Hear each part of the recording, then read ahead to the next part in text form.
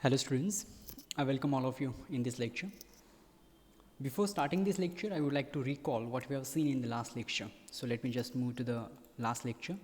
In the last lecture, we have discussed so many things. Okay, we started with the existence and uniqueness of determinant. We were about to prove the existence of determinant function. First of all, we saw some notations. The first notation was a in round bracket I vertical line j. It means that we have deleted ith row and jth column from A. So this matrix will be n minus 1 cross n minus 1 matrix.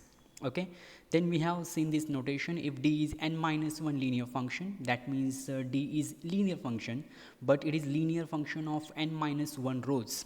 That means if you will take any n minus 1 cross n minus 1 matrix, then D is linear function of that matrix.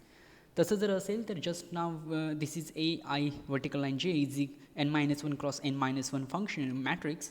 So D will be linear function of this matrix, right? So how can I write this? So I can write this D of a I vertical line j as a dij of a. This is notation of this particular thing. What does this mean? That means if you are calculating dij of a, you have to remove ith row and jth column from a, and then you have to apply d on that particular remaining matrix.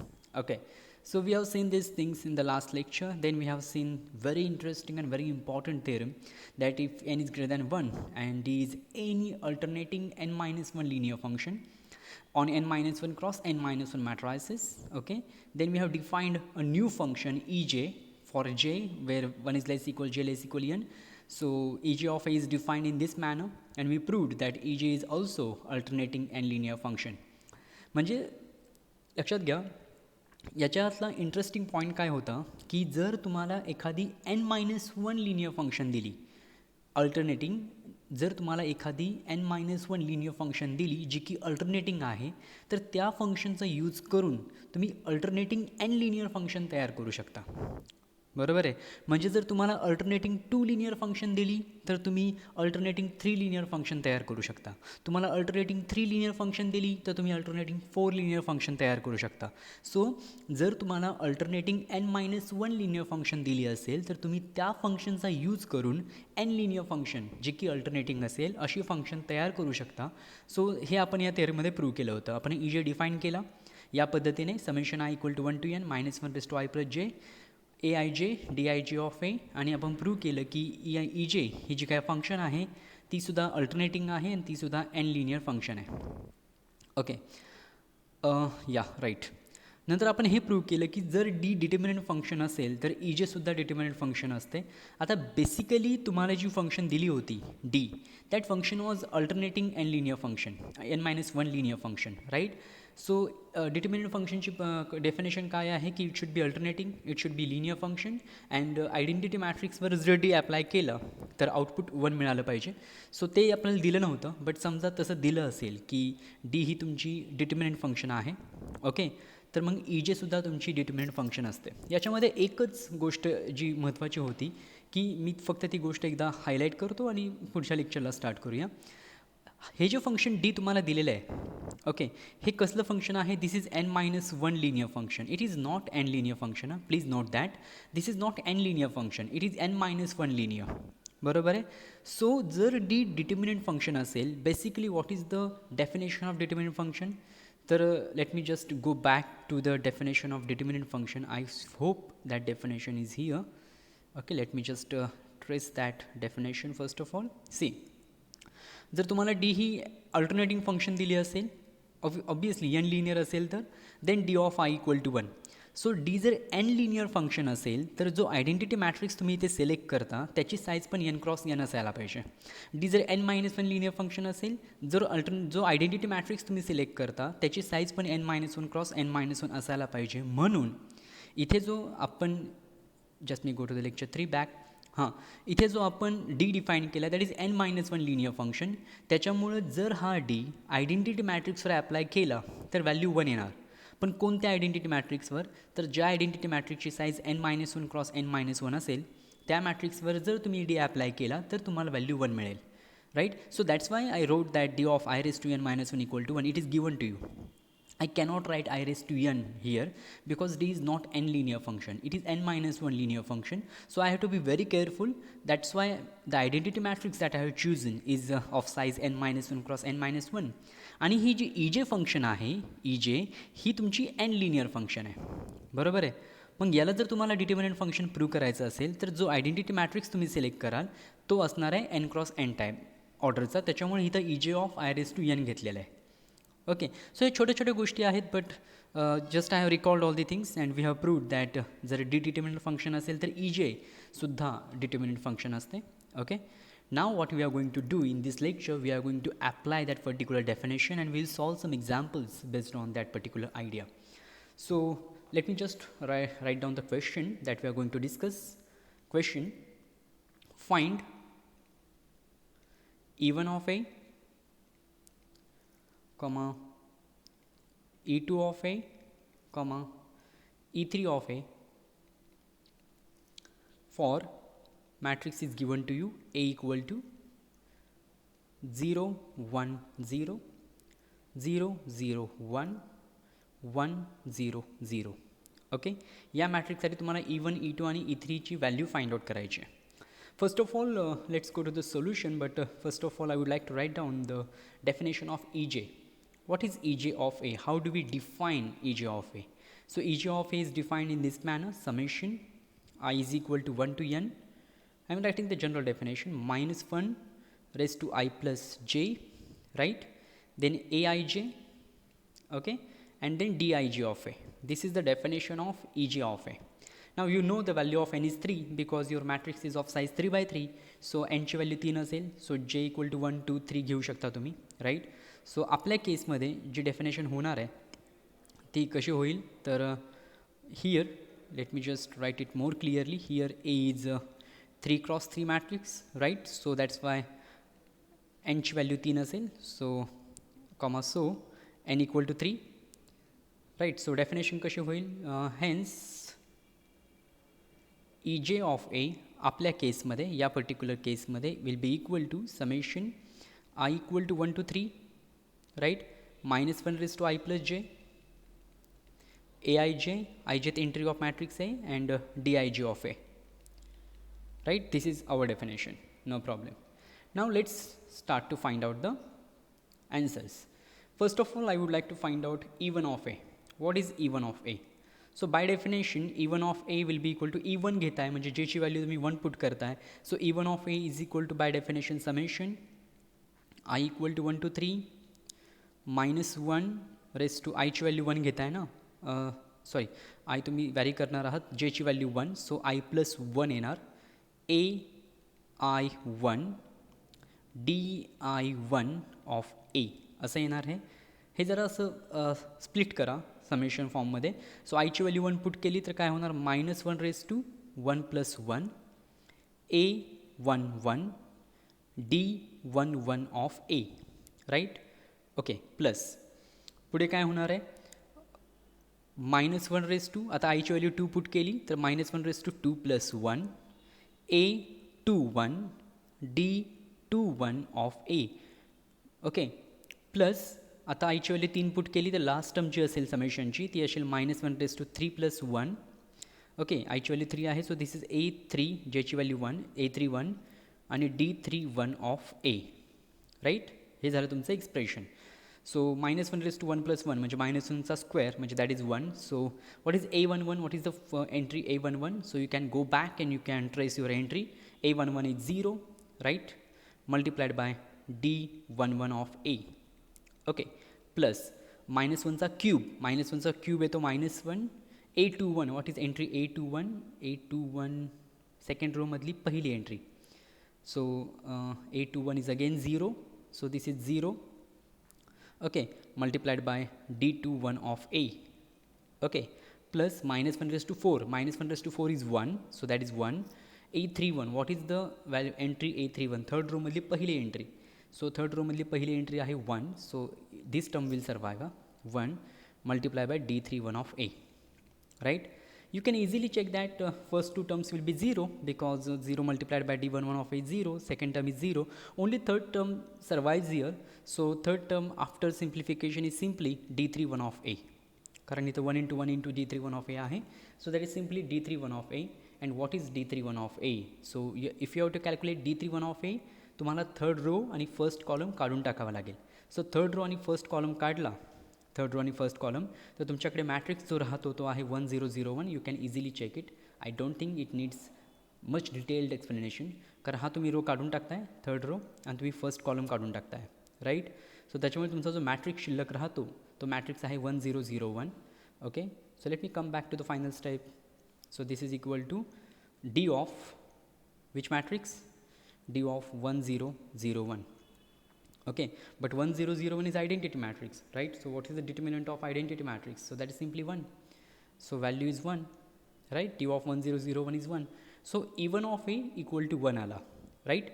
आता similarly आपण calculate करूया E2 of A. Let's go to the calculation of E2 of A and let's try to find out what is E2 of A. I hope you must understood this. So I can just I can take a little liberty and I can directly go to the simplified summation form. So just check it with, okay, so this will be equal to summation I equal to 1 to 3. j ची value 2 आहे, fix आहे. So I ची value 1 put केली तर -1 raised to 1 plus 2 I plus j असतो. 1 I ची value 1, j ची value 2 आहे, fix. Okay, a12 and d12 of a, I ची व्हॅल्यू 1, j ची value 2, plus -1 raised to I ची व्हॅल्यू 2 घेतो आपण, so 2 plus 2 a22 d22 of a, right? Okay, plus final term -1 raised to 3 plus 2 I ची value 3, j ची value 2, okay, a32, okay, multiplied by d32 of a असं येईल हे, बरोबर आहे. Okay, so this is equal to, what does this equal to? So -1 raised to 1 plus 2, so -1 चा cube, -1 चा cube म्हणजे -1, a12, find out the entry a12, पहिल्या row मधली सेकंड एंट्री. सो पहिल्या रो मधली सेकंड एंट्री जी आहे that is 1, so this term will survive. So multiply by 1 multiply by d12 of a. d12 of a म्हणजे d12 of a. Late me just write it directly. Let's not waste so much time in writing in a detailed manner because we have seen and it's very easy, right? So what I will do, I will write it directly, that is d of 1 2 na. So you have to remove first row and second column. So after removing first row and second column, the matrix that remains is 0 1 1 0. Okay, so you may check it 0 1 1 0. So 0 1 1 0, this is d of 0 1 1 0, plus go to the second step or second term, -1 raised to 4, that is 1 obviously, so that is 1, multiply by a22, find out the a22 entry.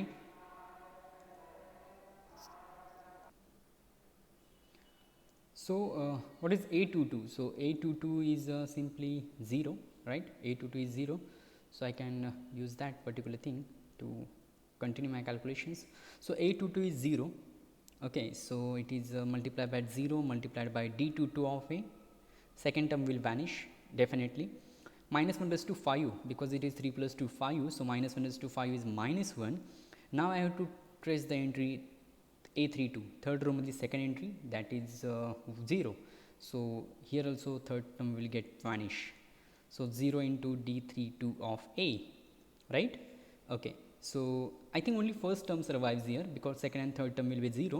So I will just calculate the first term. So -1 into 1 is -1 multiplied by d of 0 1 1 0, determinant of 0 1 1 0. So that is 0 into 0 minus 1 into 1, so -1. So it will be -1, d of 0 1 1 0, determinant of this particular thing will be -1. So -1 into -1 is 1. So E2 of H value ali 1.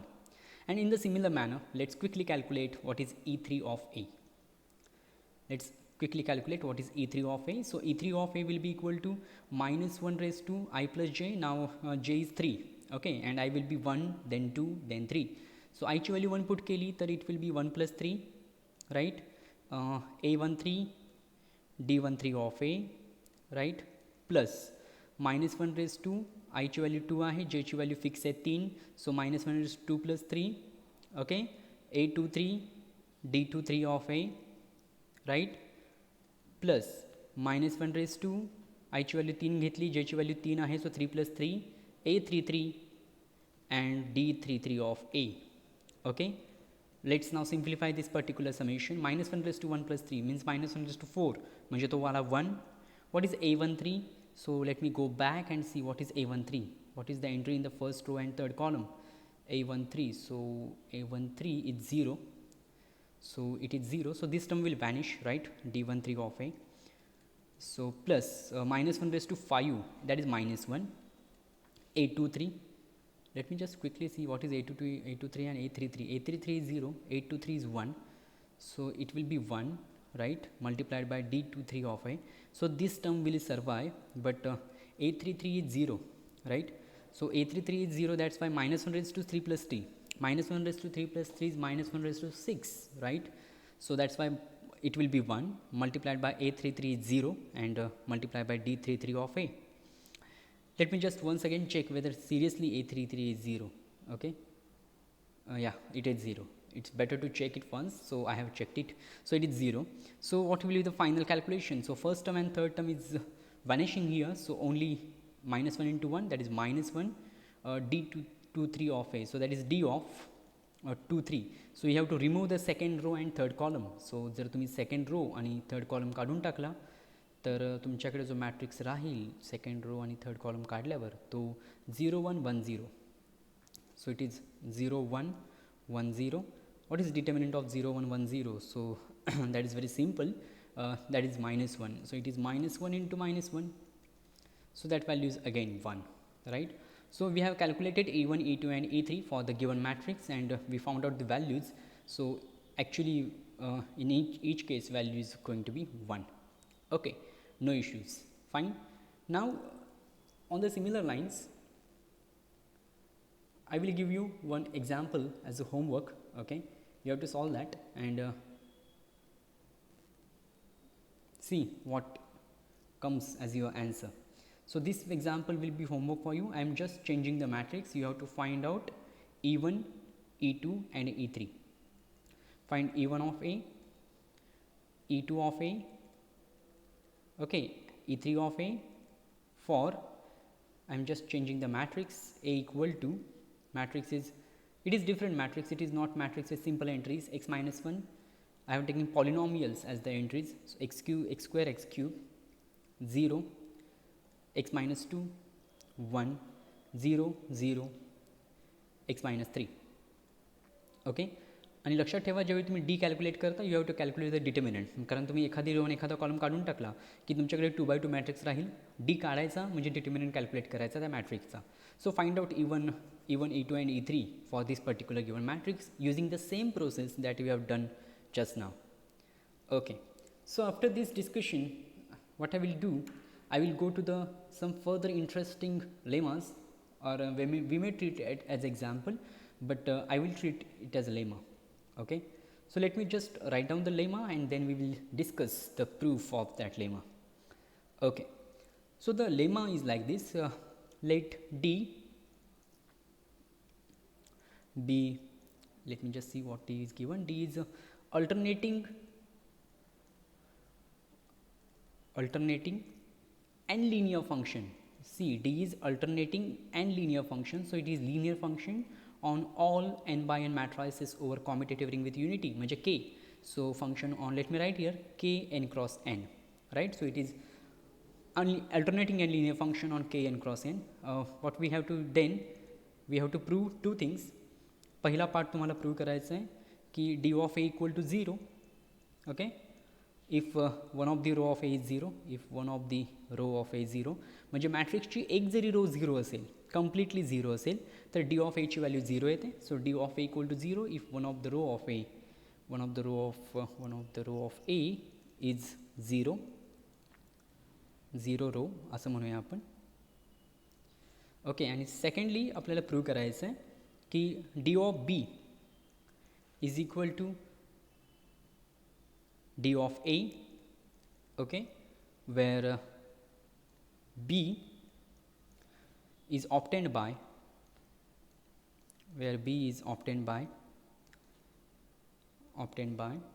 adding scalar multiple of one row to other row of A, scalar multiple of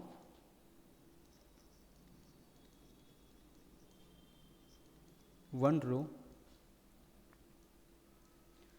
to other row of A. Okay, हे आपल्याला prove करायचं आहे. Let me just tell you the meaning of these two statements. So first statement means like this.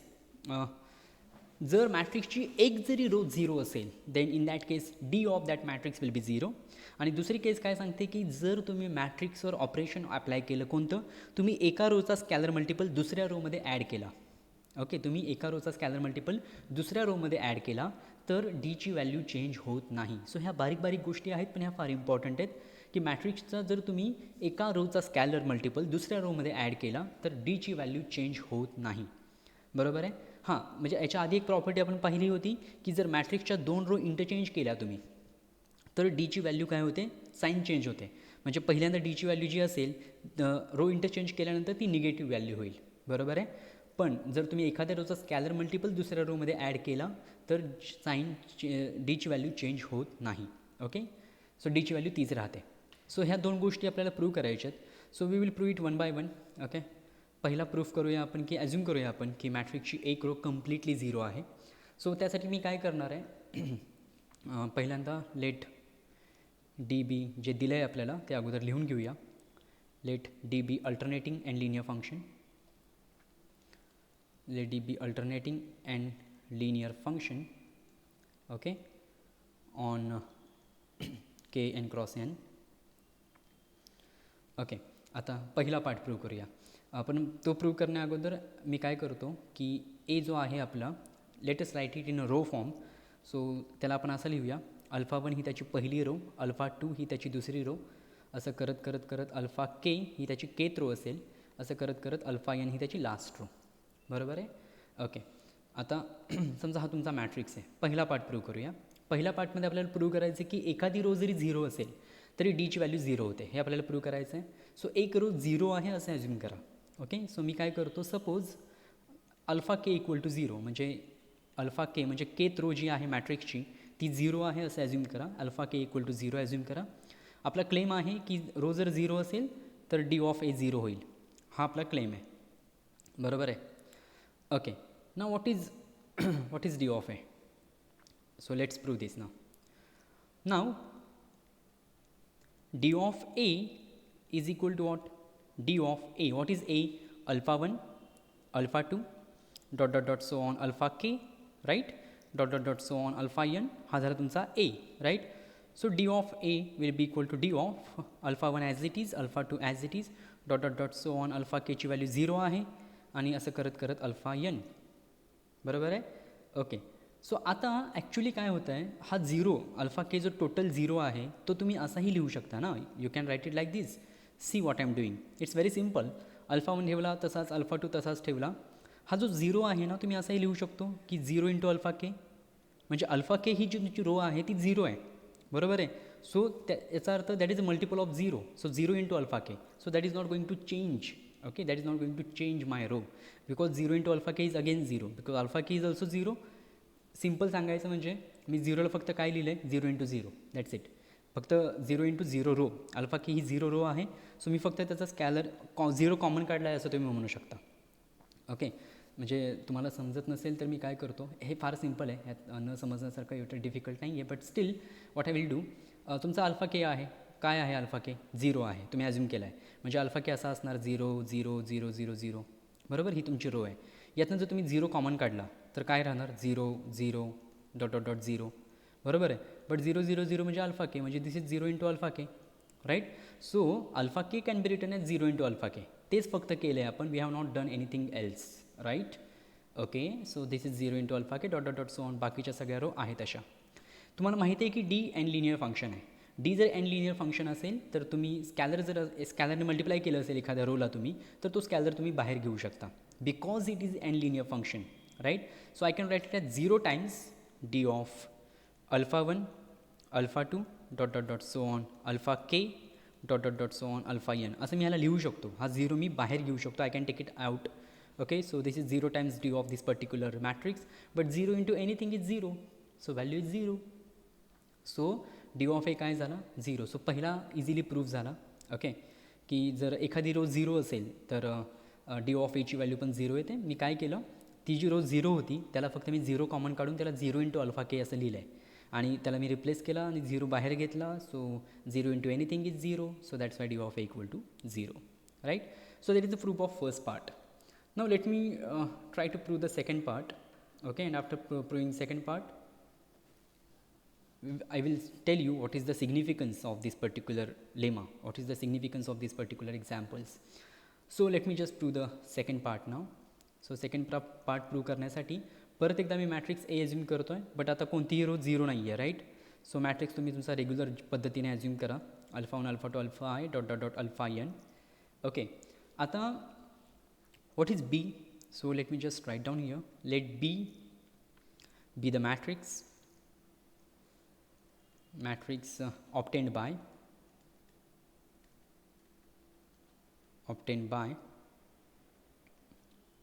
adding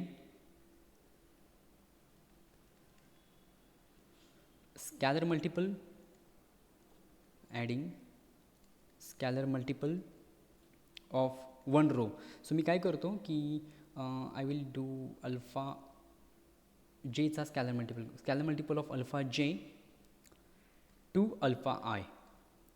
okay, असं करतो. म्हणजे alpha जे जी row आहे त्याला आपण स्कॅलरने मल्टिप्लाय करूया आणि ते आपण अल्फा आयमध्ये ॲड करूया टू अल्फा आय. ओके, असं आपण ॲज्युम करूया. So let see what happens. Okay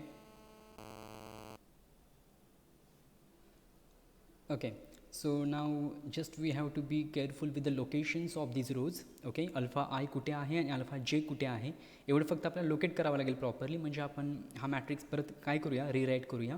so मी असं अजून करतो आहे की alpha J to alpha I, alpha जेचा स्कॅलर मल्टिपल अल्फा आयमध्ये ॲड करायचं आहे तुम्हाला. सो मी काय करतो की अल्फा आय आधी आहे आणि अल्फा जे नंतर आहे अशा पद्धतीने मी लिहितो. So let A equal to, मी फक्त ए रिराईट करतो आहे just for the simplicity. Alpha 1 alpha 2 या पोझिशनला समजा अल्फा आय आधी आहे आणि अल्फा जे ही रो नंतर आहे. ओके, आणि नंतर शेवटी तुमची अल्फा एन. अल्फा जेला सीने मल्टिप्लाय करा आणि त्यात अल्फा आयमध्ये ॲड करा. सो अल्फा आय चेंज होईल तुमची. So then B will be, what is B equal to. So B equal to काय येणार, अल्फा 1 ॲज इट इज राहील, अल्फा 2 ॲज इट इज राहील, अल्फा आय चेंज होईल, that will be now alpha I plus C times alpha जे. Okay, common dot dot dot so on, alpha जे आहे तशी राहील, dot dot dot so on alpha N. असा तुमचा matrix दिसेल बी तुम्हाला. बरोबर आहे. Now calculate D of B. Okay, so what is D of B now. So D of B is equal to D of this alpha 1 comma alpha 2 dot dot dot so on alpha I plus C times alpha जे. Okay, plus plus plus sorry dot dot dot so on alpha जे आहे त्या पोझिशनला, alpha n आहे त्या पोझिशनला. This is my D. But D हा N linear function आहे. So it is N linear function, so it is linear function in each row. सो तुम्ही काय करू शकता की तुम्ही इथे जे आहे ते स्प्लिट करू शकता या पर्टिक्युलर टर्ममध्ये. सो तुम्हाला कसं दिसेल हे D of alpha 1 alpha 2 dot dot dot so on. इथे राहील फक्त अल्फा आय, पुढच्या सगळ्या रोज आहे तशा, अल्फा जे आहे तशी, dot dot dot so on alpha N plus आता काय होईल, हा सी बाहेर येईल, C times D of alpha 1 alpha 2 dot dot dot so on. इथे राहील अल्फा या पोझिशनला आता राहील अल्फा जे. बरोबर आहे. Dot dot dot so on परत पुढे गेला तर परत एकदा alpha J dot dot dot so on alpha N. म्हणजे मी फक्त काय केलं, स्प्लिटिंग केलं आहे. कोणत्या आयथ रोमध्ये स्प्लिटिंग झालं आहे माझं. सो आयथ रो अशी होती. So after doing the splitting, after applying the N linearity of function D, इथे राहील अल्फा आय, हा सी बाहेर निघाला टाइम्स अल्फा जे. Okay, so what is the value of this now. So this is very simple now. So जो matrix तुम्हाला दिसतो आहे पहिला, सो तो आहे ए. बरोबर, कारण सगळ्या रोज आहे त्या पोझिशनला इंटॅक्ट आहेत. Alpha 1 alpha 2 dot dot dot alpha I dot dot dot so on alpha J dot dot dot so on alpha N. So हा तुमचा ए आहे. So this is equal to D of A plus C times. आता इथे तुम्ही observe जर केलं तर ही row आणि ही रो इक्वल आहे. इथं पण अल्फा जे आहे, इथं पण अल्फा जे. सो दोन रो इक्वल आल्या आणि डी अल्टरनेटिंग फंक्शन आहे. अल्टरनेटिंग फंक्शनची डेफिनेशन जर तुम्ही बघितली तर what is definition of alternating function. So alternating फंक्शनची डेफिनेशन मी तुम्हाला एकदा रिकॉल करतो म्हणजे तुम्हाला लक्षात येईल की how we are going to proceed. So this is determinant function. Let me just go back to alternating function. So this is a determinant function. N linear functions आहेत ह्या सगळ्या. Let me just show you the definition of alternating function. हे बघा, alternating फंक्शनच्या डेफिनेशनमधली पहिली property काय आहे की D of A equal to 0 असतो कधी, जेव्हा दोन रो इक्वल असतील त्यावेळी. सो जर आपण अल्टरनेटिंग फंक्शनची यूज केला, कारण डी पण आपल्याला जो दिला आहे तो पण अल्टरनेटिंग आहे, सो त्याचा जर यूज केला तर इथं ही व्हॅल्यू जी आहे second value it will be 0, कारण इथंच दोन रो इक्वल आहेत. So final value is D of A. So you proved that d of b is same as d of a. So even after if you add scalar multiple of one row to other, that is not going to change your value of d. So ह्या दोन property आपण study केल्या, right. D of ए जर एखादी जरी row 0 असेल तर डीची value 0 येते, आणि स्कॅलर मल्टिपल एखाद्या रोचा दुसऱ्या रोमध्ये ॲड केला तर डीची व्हॅल्यू चेंज होत नाही. Okay, so this is all I wanted to discuss, and I will just discuss one few examples. याचा मी इम्पॉर्टन्स सांगतो तुम्हाला, काही क्वेश्चन्स घेऊया, तुम्हाला याचा इम्पॉर्टन्स कळेल. If A is equal to, okay, सगळ्यात सुरुवातीला ॲज्युम काय करायचं आहे तुम्हाला की डी जो आहे तो अल्टरनेटिंग फंक्शन आहे. Suppose D is an alternating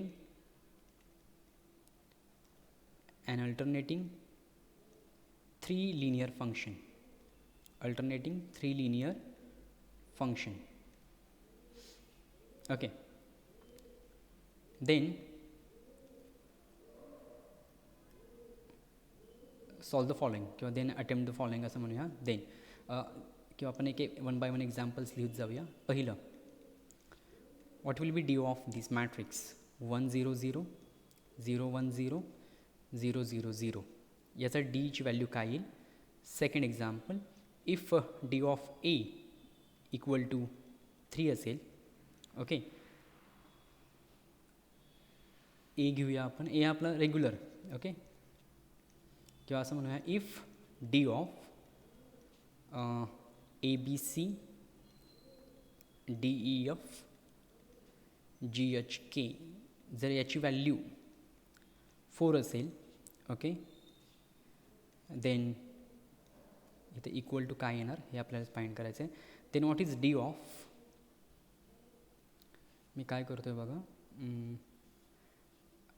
A B C d plus 2g e plus 2h f plus 2k आणि g H k as it is. तर याची व्हॅल्यू काय येईल, हा एक क्वेश्चन आहे, राईट. याची व्हॅल्यू काय येईल. त्याच्यानंतर third question, D of A B C D E F A B C, याची व्हॅल्यू काय येईल, ओके. आणि लास्ट क्वेश्चन जो मला डिस्कस करायचा आहे तो हा आहे की D of A B C D E F G H K equal to जर -7 असेल, okay, if D of this is equal to -7, then what is D of A B C G H K D E F, याचा D काय येईल. तर हे काही questions आहेत जे मी ते लिहिलेत. Let's try to discuss all this questions one by one. D हा ऑलरेडी अल्टरनेटिंग 3 लिनियर फंक्शन आहे. जर तुम्ही पहिला मॅट्रिक्स ऑब्झर्व केला तर पहिल्या मॅट्रिक्समध्ये थर्ड रो 0 आहे. आता जस्ट आपण प्रूव्ह केलं की जर मॅट्रिक्सची एखादी रो कम्प्लिटली 0 असेल तर त्याची डीची व्हॅल्यू 0 येते. डी जर अल्टरनेटिंग 3 लिनियर फंक्शन तर ते तर दिलेलंच आहे, राईट. सो याचा आन्सर काय येणार आहे, 0. It's very simple. याचा आन्सर आलं 0, कारण ह्याची एक रो 0 आहे, ओके. रिझन काय आहे, याची एक रो 0 आहे, त्याच्यामुळे डीची व्हॅल्यू आली 0. No problem. पुढे एक मॅट्रिक्स दिला आहे तुम्हाला a B C D E F G H k आणि त्याची डीची व्हॅल्यू 4 आहे असं दिलं आहे. आणि दुसरा मॅट्रिक्स दिला आहे ए बी सी आहे तसं, जी एच के आहे तसं. सेकंड रोमध्ये काय केलं आहे तर थर्ड रोला 2ने मल्टिप्लाय केलं आहे. थर्ड रो जी आहे जी एच के त्याला 2ने मल्टिप्लाय केलं आहे आणि ते सेकंड रोमध्ये ॲड केलं आहे. सो सेकंड रो कशी होणार, आता d plus 2g e plus 2h f plus 2k, म्हणजे सेकंड रोमध्ये थर्ड रोचा 2 टाइम्स ॲड केलेला आहे. बरोबर आहे. मग डीची व्हॅल्यू काय येईल? तर आताच आपण थेरम बघितला की जर एखाद्या रोचा स्कॅलर मल्टिपल दुसऱ्या रोमध्ये ॲड केला, ओके, तर डीची व्हॅल्यू चेंज होत नाही. हे आपण आता जस्ट चेक केलं आहे. सो याचीसुद्धा व्हॅल्यू 4च असेल, राईट. कारण इथे तुम्ही फक्त काय करताय, सेकंड रोमध्ये तुम्ही थर्ड रोचा स्कॅलर मल्टिपल ॲड करताय. So it is not going to change the value of D, right. Let solve the third question. Third question आहे की 2 रो इक्वल दिसतील तुम्हाला. पहिली रो आहे ए बी सी, तिसरी रो पण आहे ए बी सी. आणि अल्टरनेटिंग फंक्शनची डेफिनेशन काय आहे? Let me just go to the definition of alternating function. Alternative फंक्शनची डेफिनेशन जर चेक केली तुम्ही, तर जर 2 रो इक्वल असतील तर डीची व्हॅल्यू 0 येते. That is the definition of alternating function. So that's Y इथं 2 रो इक्वल आहेत. सो या केसमध्ये जी डीची व्हॅल्यू असेल ती व्हॅल्यू येईल 0. Okay, let's go to the last. A B C D E F G H k हा matrix दिला आहे. त्याची डीची व्हॅल्यू आहे -7. आणि तुम्हाला विचारलं मग याच्या डीची व्हॅल्यू काय असेल? A B C G H K D E F. तुम्ही इझिली ऑब्झर्व करू शकता की तुम्ही रो इंटरचेंज करताय. सेकंड रो थर्ड पोझिशनला चालली आहे, थर्ड रो सेकंड पोझिशनला आली आहे. So it is row interchanging. आणि ज्यावेळी आपण रो इंटरचेंज करतो त्यावेळी डीची व्हॅल्यू साईन चेंज करते. सो डीची व्हॅल्यू जर -7 असेल सुरुवातीला, तर आता डीची व्हॅल्यू होईल 7. ओके, कारण रो इंटरचेंज केल्यामुळे साईन चेंज होणार. सो पहिली व्हॅल्यू होती -7, सो आता आली व्हॅल्यू 7. सो ह्या प्रॉपर्टीज आहेत अल्टरनेटिंग फंक्शनच्या, ज्या की यूज करून आपण हे 4 एक्झाम्पल सॉल्व केले. One more example I would like to give you as a homework. Okay, what you have to do, if solve this as a homework, if d of ABC DEF GHK is equal to -5, then what is d of, just try to solve this, what is d of